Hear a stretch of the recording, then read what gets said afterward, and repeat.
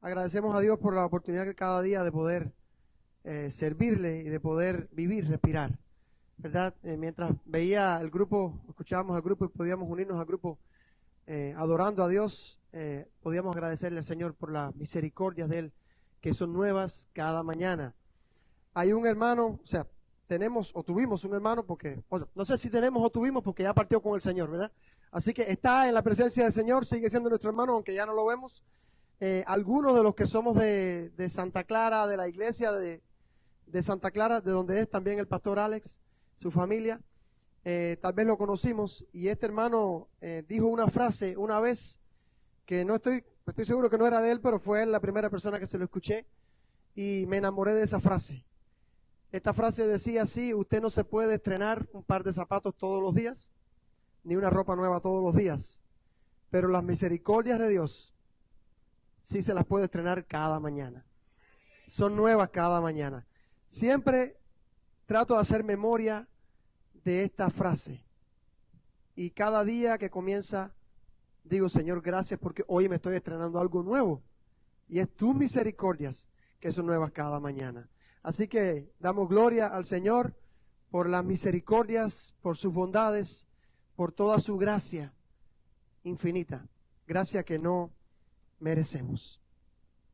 Mi nombre es Michael Medina y fui pastor en Cuba por cerca de 16 años. Ahora vivo acá hace casi 4 años en los Estados Unidos y conozco a muchos de los que están acá.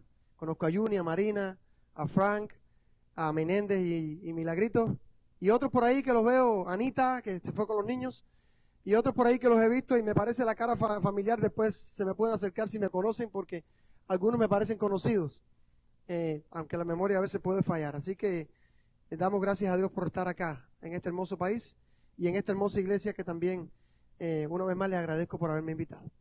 La carta a los Hebreos es una carta, es un libro escrito con un propósito fundamental. Si nosotros fuéramos a definir en 2 o 3 palabras el propósito de la carta a los Hebreos, pudiéramos decir aliento, ¿verdad? Es una carta para dar aliento, es una carta para esforzar, es una carta para animar a un grupo de personas específicas, aunque la carta está en la Biblia para cada uno de nosotros los que necesitamos un aliento. Sabemos que cada texto de la Biblia originalmente fue escrito para un grupo específico, para una persona específica. Eso es lo que se llama el oyente, o en este caso la persona que lee, el destinatario primario, y que por la obra del Espíritu Santo ha llegado a nosotros y es aliento para cada uno de nosotros. Pero originalmente la carta a los Hebreos, como su título lo indica, fue escrita a un grupo de creyentes de origen judío que habían abandonado su fe en el judaísmo para abrazar la fe en Jesucristo. Y el escritor de la carta a los Hebreos toma todo este tiempo y el Espíritu Santo lo capacita. Algunos dicen que es Pablo, otros dicen que no es Pablo, ese no es el tema.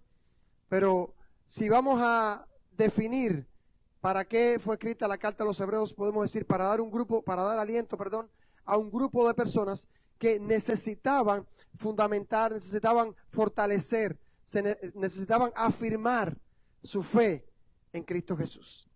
En Cuba tenemos una frase que se le atribuye o se le aplica, mejor dicho, se utiliza para este momento cuando alguien hace un mal negocio o alguien deja algo mejor por algo peor. Es una frase bien simpática. Los cubanos decimos: cambiaste la vaca por la chiva, ¿verdad? ¿Cuántos han oído esa frase? ¿Cuántos la han dicho? Cambiaste la vaca por la chiva. O sea, hiciste un mal negocio, hiciste el peor negocio que pudiste haber hecho en toda tu vida. Fue dejar algo mejor por algo peor. Pues bueno, vamos a aplicar esta frase acá, ¿verdad? Porque de alguna manera los judíos o los antiguos hebreos o los antiguos judíos a los cuales se le escribe esta carta se estaban haciendo esta pregunta. ¿Por qué razón? Era un grupo de personas que habían tenido una fe fundamentada, una fe tradicional, una fe que por siglos había seguido todo su pueblo. Hoy habían encontrado un nuevo mensaje el mensaje de redención en Jesucristo. Y habían abandonado esa antigua religión de leyes, de pactos, de normas, porque habían entendido de que esto era la corona, era la culminación de todo aquello que habían creído por siglos, ellos y las generaciones que le antecedieron. Pero esto les trajo problemas. Al propio Jesús, su mensaje le trajo problemas. Fíjense si le trajo problemas que lo crucificaron.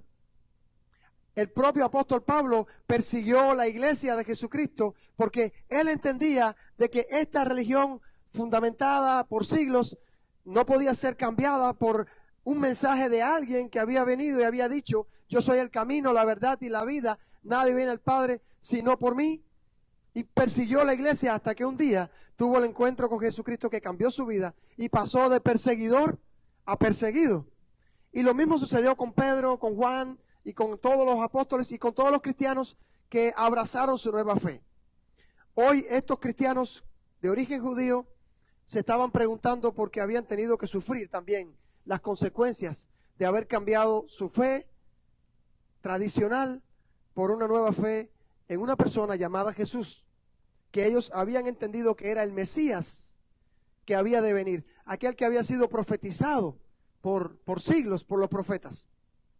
Y hoy ellos estaban perseguidos, estaban siendo discriminados, estaban siendo encarcelados, algunos estaban muriendo por causa de su fe, otros habían sido desterrados de su país, otros habían sido expulsados de sus casas, habían sido expulsados de sus negocios.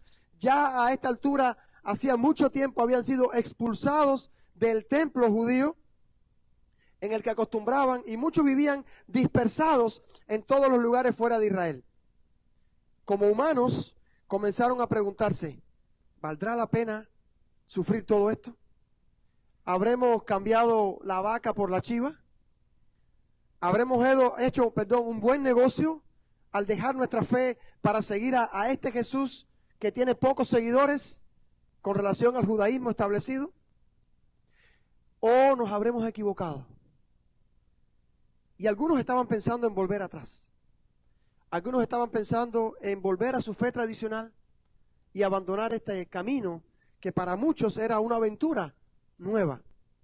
Ahora el Espíritu Santo capacita, inspira a una persona con este mensaje de poder, que si vamos a definirlo en dos palabras, la idea central de este libro es Cristo superior, la superioridad de Cristo.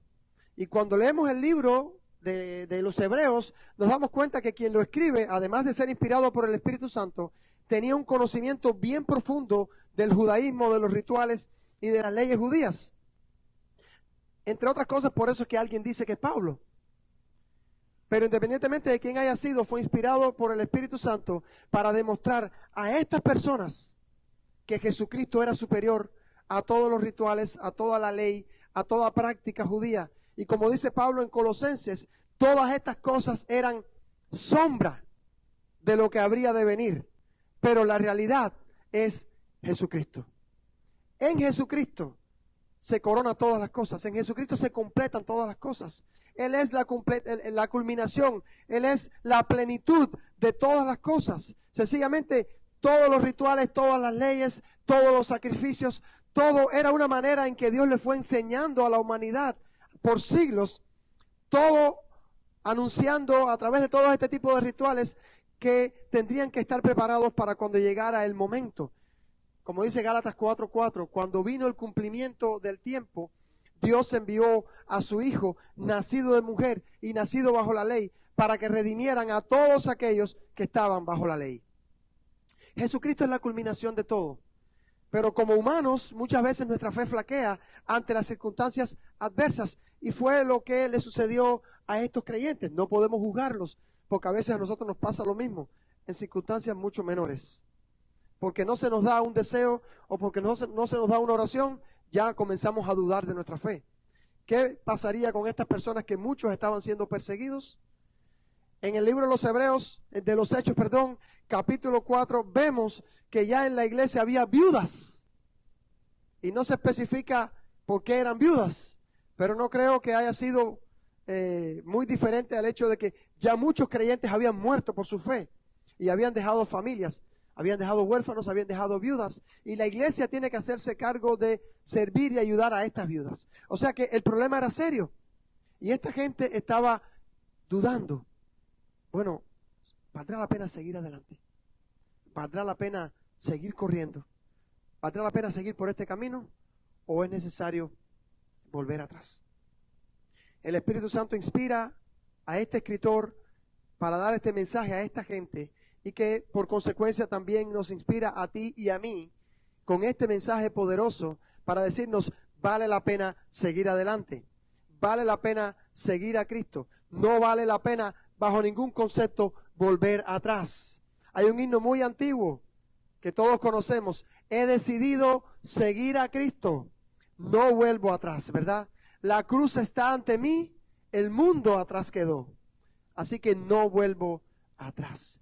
El mensaje de esta mañana, basado en un texto del libro de los Hebreos, específicamente en el capítulo 12 que todos conocemos, versos 1 y 2. Yo le he puesto por título, corramos comprometidamente. Corramos comprometidamente, porque está basado en estos dos versículos que son los que quiero usar como texto básico. Así que les he hecho toda la historia de Hebreos para tener un background, un contexto de qué trata la carta a los Hebreos. Y aquí el capítulo 12 viene siendo como la culminación de todo el mensaje de Hebreos. Después que pasa por todos los rituales, por toda la explicación de qué significaba el sacrificio de corderos, de machos cabríos, el lugar santísimo, el sumo sacerdote, las vestiduras del sacerdote, etcétera. Todo esto dice que tenemos un sumo sacerdote superior a todo sumo sacerdote, el cual entró una sola vez y para siempre en el lugar santísimo, dando él mismo siendo la ofrenda perfecta para que tú y yo hoy pudiéramos tener una vida de plenitud, pudiéramos tener una vida de salvación o la seguridad de nuestra salvación, pudiéramos tener libre acceso a Dios. La Biblia dice que cuando Jesús murió, el velo que separaba el lugar santo del lugar santísimo se rasgó de arriba a abajo. Fíjense que me llama la atención cómo dice que se rasgó de arriba a abajo completamente. No se le hizo un hoyo, no se le hizo una rasgadura pequeña, se rasgó completo para que no hubiera duda de que no hacía falta otra cosa. Jesucristo es el sacrificio perfecto. ¿Cuántos le dan un aplauso al Señor? Él es el sacrificio perfecto. No hace falta otra cosa. No hace falta seguir poniendo calzos. Cuando usted un par de zapatos le queda grande, bueno, no sé aquí no hace falta. Pero en nuestros países le ponía algodón, le ponía, no sé, cualquier cosita, se ponía 4 o 5 pares de media para que el zapato lo ajustara. ¿Cuántos se acuerdan de aquella etapa? Aleluya, salimos de aquello. Aunque tenemos gente atrás todavía que están en eso.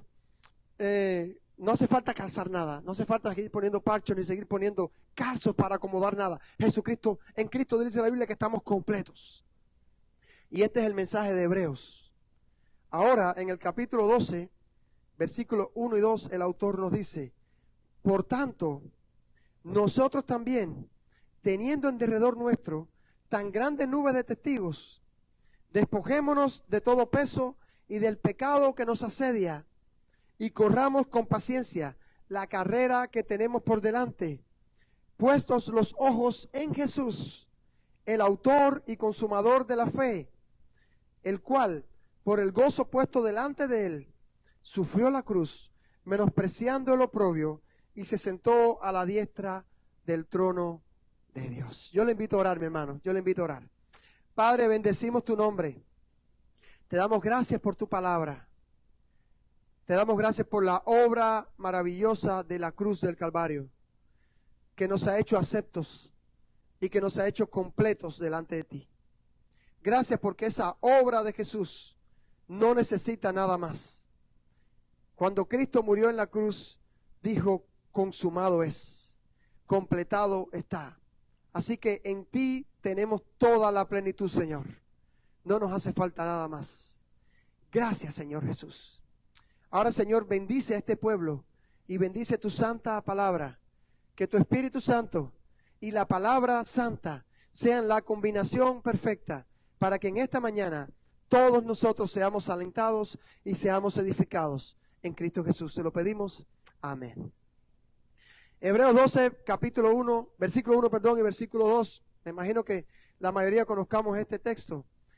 Viene como continuidad de todo el mensaje que se había estado anunciando, que se había estado explicando en todo el libro, en toda la carta a los hebreos. Y ahora, a modo de conclusión, a modo de tapón, allí se nos dice, por tanto, también corramos la carrera que tenemos por delante.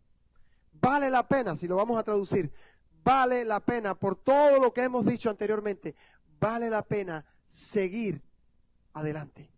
Si tú estás pensando, si por tu cabeza ha pasado, si el enemigo ha logrado poner en tu mente, y te estoy hablando a ti en esta mañana, ha logrado poner en tu mente el más mínimo pensamiento de que necesitas volver atrás, cuando eras babalao, o cuando practicabas no sé qué, o cuando vivías de una manera de las drogas, o del alcohol, o de los vicios, o de la pornografía, o de no sé cuántas cosas más. Aplíqueselo a su vida como usted, según sea su testimonio. Si alguna vez el diablo ha puesto en tu mente que estás perdiendo el tiempo en este nuevo caminar, no le hagas caso. Escucha lo que la palabra de Dios te dice. Sigamos adelante, corramos con paciencia la carrera que tenemos por delante. Y como si no fuera suficiente todo lo que se ha explicado en el libro de Hebreos, ahora aquí el autor pone algunos ejemplos, algunos argumentos de por qué vale la pena seguir adelante, no volver atrás, no mirar nunca más a aquel lugar de donde Dios nos sacó, a no ser para darle gracias a Dios por el lugar del cual Dios nos sacó. Él da algunos argumentos que yo quiero compartir con usted en esta mañana. Bueno, en esta tarde ya. Brevemente. Y quiero extraer 3 argumentos de estos 2 versículos para una vez más confirmarnos, una vez más afirmar nuestra fe, una vez más afirmar nuestra convicción de que a pesar de que vivimos en un mundo lleno de batallas, lleno de tentaciones, lleno de pruebas y de cosas que aparentemente son mejores o más atractivas que tener que enfrentar una vida de lucha por causa de nuestra fe, aún así vale la pena seguir adelante. Vale la pena seguir en este camino. Es una manera de confirmarnos que no cambiamos la vaca por la chiva, sino todo lo contrario, ¿verdad? Hemos hecho el mejor negocio de nuestra vida al dejar todo aquello y seguir a Jesucristo. Hemos tomado la mejor decisión de nuestra vida. No hemos cambiado la vaca por la chiva. Hemos hecho el mejor negocio de nuestra vida al decir yo quiero seguir a Cristo. Y quiero confirmarnos en esta mañana por medio de estos argumentos que pone acá el autor, inspirado por el Espíritu de Dios.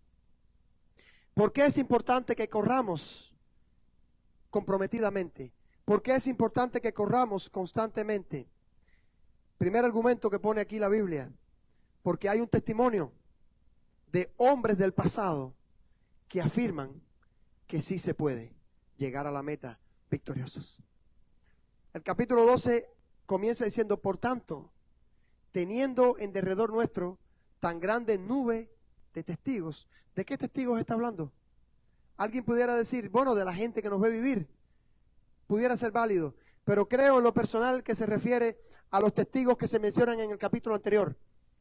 En capítulo 11, lo que se conoce como la galería de la fe. Ahí comienza a hablar de Enoc, de Abel, de Matusalén, de Enoc que caminó con Dios, de Moisés, de David, de Rahab, de Ruth y de todos los hombres y mujeres del Antiguo Testamento, cuya historia aparece allí en las Escrituras. De esta gente se nos dice que fueron testigos de la promesa de Dios, que fueron testigos del caminar con Dios, que fueron testigos de la fidelidad de Dios, que fueron testigos del poder de Dios, que fueron testigos de la veracidad de Dios, de la veracidad de la palabra de Dios, y que aún con sus dificultades caminaron por fe. De ellos se dice cosas tan lindas como que se fortalecieron como viendo al invisible. ¡Wow! Que pusieron su mirada en la ciudad celestial, que vivieron por fe, que anduvieron por fe. Ahora en el capítulo 12 se nos dice, mencionando a todas estas personas, teniendo en derredor nuestro tan grande nube de testigos. Estos precursores en esta carrera, la fe de ellos y su acción nos confirman a ti y a mí que se puede acabar la carrera con victoria. Que se puede acabar la carrera victoriosamente. Pablo le decía a Timoteo, yo he acabado la carrera, he peleado la buena batalla. Pablo era un testimonio de que se podía llegar al final, con pruebas, con luchas, pero en victoria. Hay una frase de Pablo, dice, estamos derribados, pero no destruidos. Estamos derribados, pero no destruidos. Yo sé que alguno de ustedes en esta mañana tal vez haya llegado hasta este lugar sintiéndose derribado. No le voy a pedir que levante la mano, pero si es honesto con usted mismo, puede decir, yo soy uno de ellos. Pudiéramos estar derribados, pero no destruidos. Pudiéramos estar luchando, peleando, pero conscientes de una victoria que ya Cristo ganó por nosotros en la cruz del Calvario. Una victoria que ya es nuestra, porque dice la Biblia en Romanos capítulo 8, que tengo por cierto que, perdón, no es esa, somos más que vencedores, aunque está allí mismo. Somos más que vencedores por medio de aquel que nos amó, aquel que venció en la cruz. Estos héroes de la fe que se mencionan en el capítulo 11, nos dicen en el capítulo 12 que sirven como testimonios. Entre otras cosas porque la palabra del griego que se utiliza para hablar de estos testigos es martus. Martus es una palabra de donde viene nuestra palabra mártir, pero también tiene otro significado y es testigo judicial. Testigo judicial, o sea, aquel que ha visto algo, que ha testificado con su vida, con su testimonio, con sus ojos algo y hoy puede dar fe de ello. Es la palabra que se utiliza para estos hombres del Antiguo Testamento, de los cuales se dice que caminaron por fe. Hoy el escritor de Hebreos dice, mirando atrás y viendo la historia de Enoc, la historia de Moisés, la historia de Noé, la historia de David, la historia de tantos hombres. Fíjense si la gracia de Dios es grande que hasta Sansón se menciona allí. Y les voy a decir por qué.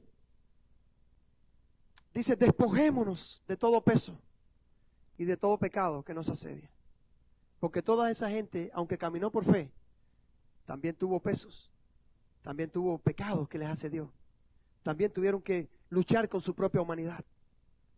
Vemos un David que siendo conforme al corazón de Dios, tuvo que arrepentirse delante del Señor por un pecado terrible. Vemos a un Salomón que siendo el hombre más sabio que ha existido sobre la tierra, terminó adorando ídolos. Vemos a un Sansón que siendo llamado desde el vientre de su madre con una misión, tuvo pecados. Vemos a un Abraham que siendo el padre de la fe, dudó de la fe, o dudó en su fe, de las promesas de Dios en algún momento, siendo el padre de la fe y siendo llamado amigo de Dios. Vemos un Elías que siendo un profeta de primera clase, por decirlo de alguna manera, en un momento determinado, después de haber combatido contra 450 profetas, huyó delante de una mujer y le dijo al Señor, quítame la vida porque de verdad que esto es lo peor que me pueda pasar. Una mujer, claro, no es cualquier mujer, hay mujeres y mujeres, y esa mujer era tremenda, la Jezabel. Era peor que el esposo, que es mucho decir. Y este hombre profeta Elías, el que oró y dejó de llover, y oró y llovió, y por medio de él Dios hizo cosas tremendas, dudó en su fe y le dijo al Señor, Señor, escondido en una montaña, quítame la vida, porque una mujer lo estaba persiguiendo. Fueron gente que tuvieron que despojarse del peso y del pecado que en su momento, en sus propias vidas, les asedió. Tuvieron que pelear sus propias batallas contra la carnalidad, contra su humanidad, pero hoy están en la Biblia como un testimonio de que se puede pelear la buena batalla de la fe y se puede llegar a la meta victorioso. Si la Biblia se siguiera escribiendo el día de hoy, muchos más nombres estarían escritos allí. Si hoy la Biblia se estuviera escribiendo, pudiéramos leer allí en Hebreos capítulo 11, tal vez, estoy especulando, el nombre de Martín Lutero, o el nombre de John Wesley, o el nombre de Billy Graham, o el nombre de David Wilkerson, o Charles Spurgeon, o Dwight Moody, y muchos otros más, que fueron hombres que vivieron su vida para Jesucristo y al morir dijeron, valió la pena. En el año 1899 muere el más grande evangelista que ha dado este país hasta la llegada de Billy Graham, Dwight Moody. Y cuando estaba en su lecho de muerte y sus hijos alrededor, dice que la familia estaba de un momento a otro esperando que muriera y comenzaron a llorar. Y ella se volteó a su hija y le dijo, no llores porque me voy a casa. El cielo se abre y la gloria me espera. Aleluya. No llores porque me voy a casa. El cielo se abre y la gloria me espera. Eso es vivir por fe. Así que el primer argumento que da aquí el texto es que vale la pena seguir adelante, teniendo como testimonio la vida de hombres que nos antecedieron y que hoy al mirar su historia, hoy al mirar su vida en la escritura o en la historia extrabíblica, podemos decir, puede ser una inspiración para mí. Hace unos días estuvimos en la celebración de vida del hermano Leoncio Veguilla, que murió con 89 años hace unos días. Y contábamos o veíamos allí el testimonio de generaciones de cristianos impactados por la vida de este hombre. Los que no lo conocieron, el doctor Leoncio Veguilla fue pastor en Cuba por 60 años aproximadamente, fue presidente de nuestra convención, fue rector del Seminario Bautista de La Habana y fue representante de nuestra obra por muchos años. Y ahí pudimos ver cómo se levantaron uno y otro, personas impactadas, tocadas por la vida. Algunos pastores, otros líderes de las iglesias, otros músicos hoy, con diferentes ministerios, quiero decir. Pero diferentes generaciones de cristianos daban testimonio del impacto de sus vidas, de este hermano. El año pasado también partió a la presencia del Señor el doctor Billy Graham, el más grande evangelista que ha dado este país. Hace unos años atrás también partió con el Señor el hermano David Wilkerson, también el autor del libro La Cruz y el Puñal. No sé cuántos han leído esta historia de este pastor humilde que dejó su congregación y su ciudad y se fue a Nueva York, al Bronx, a meterse entre las pandillas, a exponer su vida, escuchando el mensaje de Dios. Vete a ese lugar. Y allí hoy tenemos el testimonio de hombres como Nicky Cruz, rescatado por el Señor a través de este siervo. Y que el doctor David Wilkerson fundó una de las iglesias que hoy es una de las iglesias más influyentes de este país, la iglesia de Times Square en Nueva York. Partió con el Señor también, dejando un testimonio invaluable. Vale la pena, hermanos. Tristemente muchos han quedado en el camino. Lamentablemente muchos, hoy está Juni acá, que es un poquito más joven que yo, de nuestra juventud, Milagrito, Menéndez, por allá también, todos son niños al lado mío. ¿Cuántos no quedaron en el camino, en nuestro andar, desde que nos conocimos? El propio Alex, también joven con nosotros en la iglesia. Hoy miramos atrás y vemos algunas fotos de personas que ya no están entre nosotros, quiero decir, en el camino del Evangelio. Y a veces nos lamentamos por esas personas. Y con algunos mantenemos contacto de vez en cuando y de vez en cuando conversamos. Y nos lamentamos a veces porque muchos ya decidieron volver atrás. Y espero que el Señor en algún momento en su misericordia los vuelva a traer. Si son de Él, van a volver. Pero a los que estamos aquí por la gracia, únicamente por la gracia de Dios. Hay una canción de Marcos Vidal que me gusta mucho. Dice, nuestra barca hizo agua tantas veces en la noche. ¿Cuánto lo han oído? La canción dice, aquí estamos. Búsquela, aquí estamos. con la espada en nuestras manos todavía, con algunos años más y alguna herida, pero aún en pie y luchando día a día, anhelando verte a ti. Dice, aquí estamos, aunque algunos ya no están a nuestro lado. Ya el otoño arrasó con el verano y el invierno será crudo todavía, haciendo alusión a que nos queda mucha lucha todavía por delante. Pero la primavera llegará. Y el estribillo dice, aquí estamos, nuestra barca, hizo agua tantas veces en la noche, y si no se hundió jamás, fue por tu mano, no por nuestra habilidad, sino por tu compasión.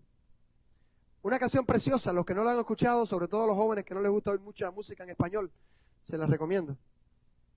Escúchenla. Preciosa esta canción, se llama Aquí estamos, Marcos Vidal, un cantante, músico español y pastor.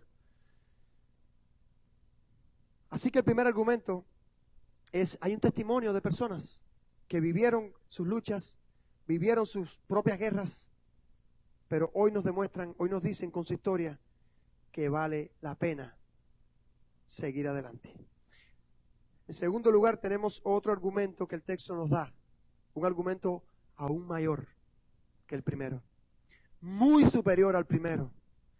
Dice allí el versículo 2, puestos los ojos en Jesús, el autor y consumador de la fe.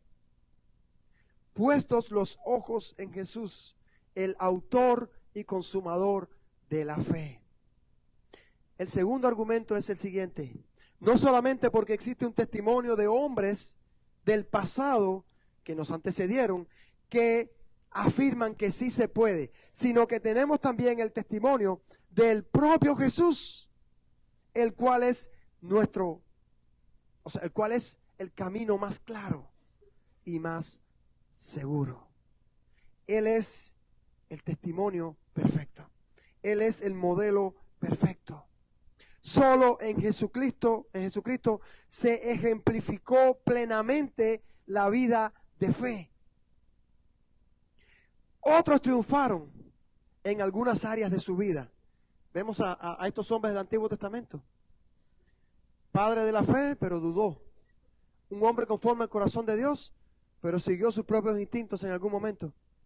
El hombre más sabio que existió, pero en su momento adoró ídolos y tuvo muchas mujeres. Esa otra parte también es importante. Otro hombre como Moisés fue el más manso que vivió, pero en su momento asesinó a un hombre. Y así pudiéramos mencionarlos a cada uno de ellos. Triunfaron en su vida cristiana o en su vida de fe, claro, pero fueron débiles en algún área de su vida. Por eso dice el texto, despojémonos de todo peso y de todo pecado que nos asedia y corramos con paciencia la carrera que tenemos por delante.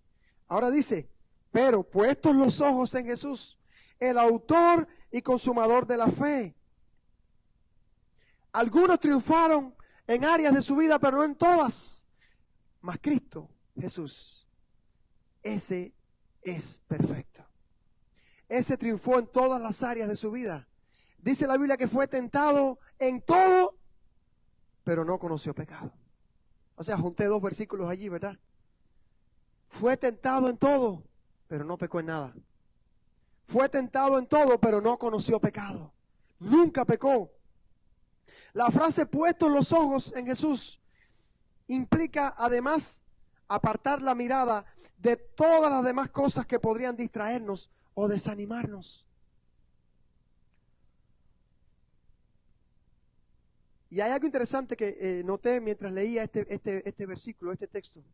El nombre que se utiliza es Jesús. No se dice Cristo, no se dice el Hijo de Dios, se dice Jesús. Y la impresión que a mí me da al ver todo esto que se utiliza el nombre de Jesús y no Cristo, es que se está haciendo énfasis en la humanidad de Jesús. Como quiera que se está hablando de pecado, de peso, que nos asedia, ahora utiliza el nombre de Jesús para decirnos a ti y a mí que Jesús, además de ser Dios, también fue humano.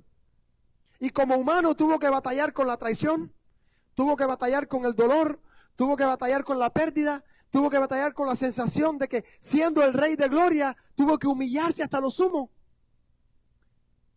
Tuvo que batallar con el hecho de que cuando estaba la noche en que fue entregado y se postró allí, dijo, Señor, pasa de mí esta copa, porque sabía todas las cosas que tendría que enfrentar. Por eso hace énfasis en el nombre de Jesús, para demostrar, porque usted pudiera decir, sí, pero Jesús era Dios, imagínate tú que va a pecar. Era humano también. Y como humano tuvo que lidiar con la traición. ¿Cuántas veces has lidiado con la traición tú? ¿Cuántas veces? ¿Cuántas veces te has sentido desilusionado porque aquella persona en la que confiaste te traicionó? Bueno, Jesús también. Y lo peor, lo traicionaron con un beso. Para colmo de ironías. ¿Cuántas veces tuviste que lidiar con la pérdida de un ser querido? O con la pérdida de algo material. Yo creo que todos. Todos. Yo perdí a mi papá y perdí a mi único hermano.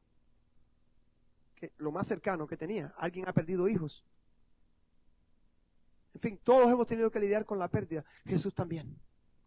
Por eso Jesús constituye el testimonio más perfecto, más seguro, más completo, nuestro modelo a seguir. El nombre de Jesús se relaciona en especial con su vida en la tierra, su experiencia como hombre sirviendo a Dios en un mundo traicionero, en un mundo hostil, en un mundo inseguro. Como hombre, es como mejor Jesús nos representa a nosotros en nuestra humanidad, en nuestra delicadeza, en nuestra sensibilidad al pecado.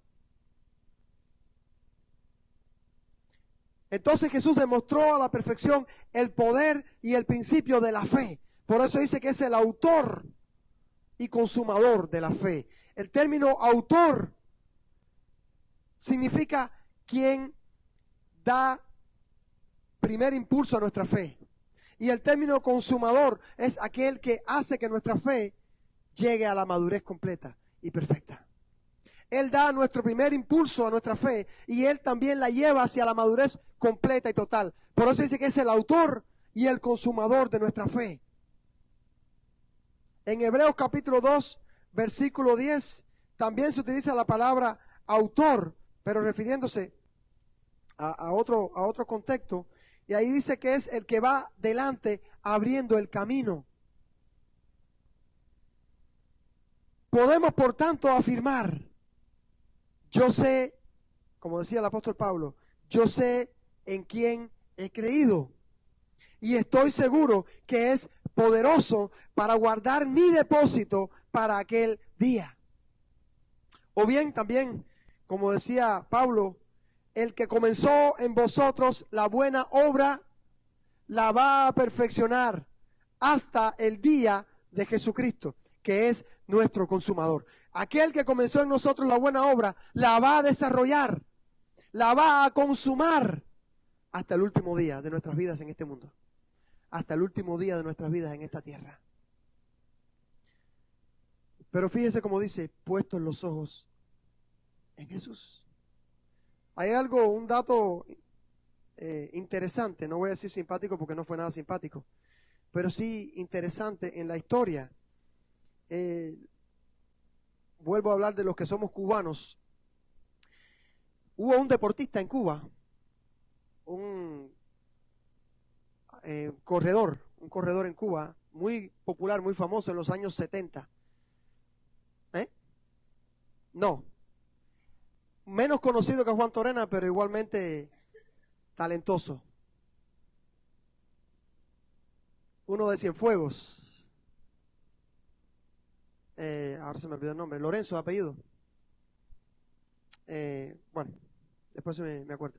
Mira, hay algo interesante y las cosas que pasan en este mundo es chiquito. Yo hago Uber en mis ratos libres y un día recojo en la pequeña Habana a un muchacho y cuando lo monto, siempre la gente, ¿dónde eres? No, de Cuba. ¿De qué parte? No, de Cienfuegos. Lorenzo Leonard se llamaba el hombre. O Silvio Leonard, mejor dicho.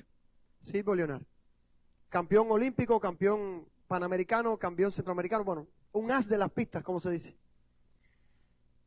Y cuando conversando con el muchacho, dice, yo soy sobrino de este personaje. Y allí comenzamos, caramba, este mundo es pequeño. Pero no quiero hablarle del sobrino, sino del tío, ¿verdad? Este hombre estaba compitiendo en los Juegos Panamericanos de México 75, 77, no sé, porque yo no había nacido. ¿Sí? Tengo que aclarar esta parte. Y él gana la competencia de los 400 metros planos, pero era amplio favorito y gana, pero por un amplio margen. Arrasó, como se dice. Y cuando cruza la meta, una carrera corta y de velocidad, comienza a celebrar. El público comienza a ovacionarlo, se levantan con banderas y comienzan a celebrar la victoria de aquel supercampeón.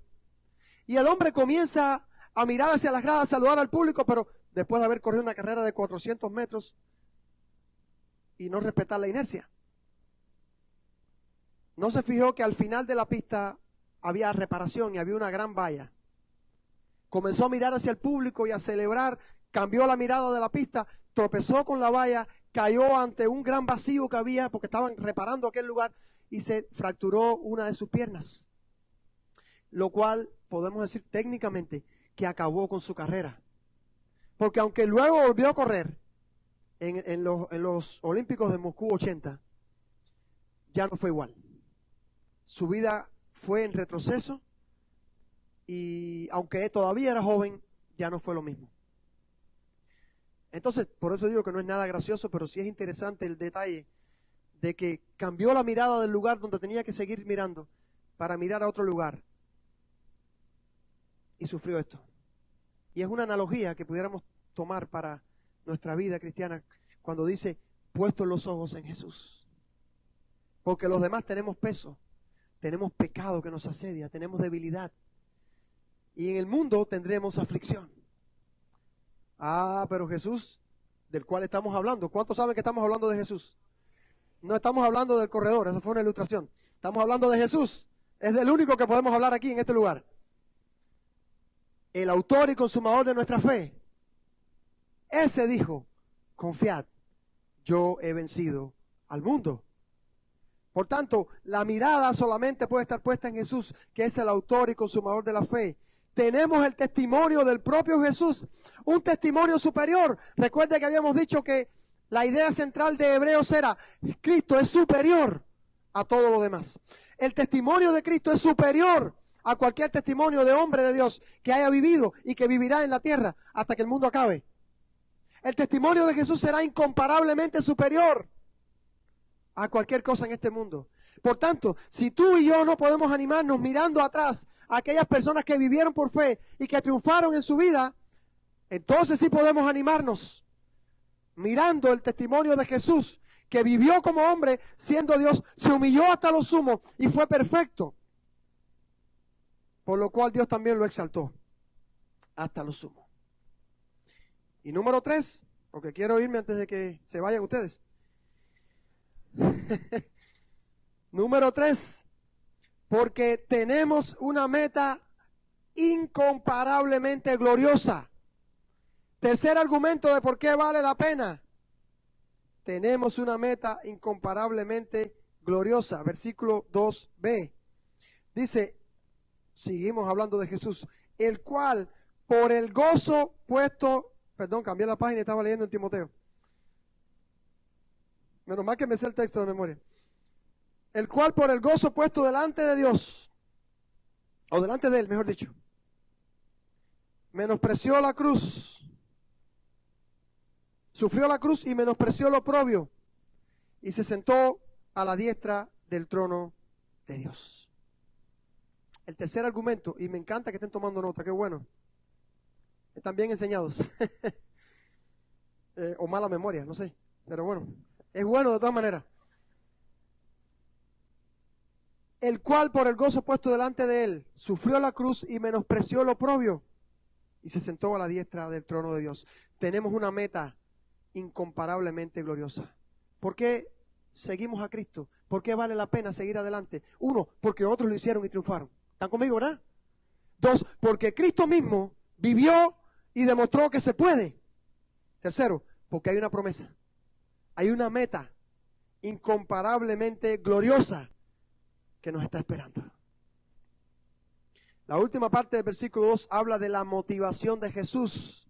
Y mira, le voy a decir algo. Esta mañana, cuando estaba el hermano de la guitarra, que estaba acá, me llamó la atención porque no lo conozco, pero cuando él oraba, decía, wow, el gozo puesto delante de Jesús. Y dije, cualquiera piensa que nos pusimos de acuerdo.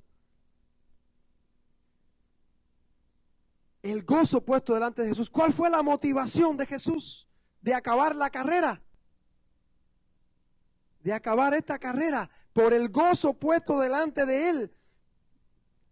Tomó la cruz, la sufrió y menospreció el oprobio, la burla, las vejaciones, la traición, la soledad.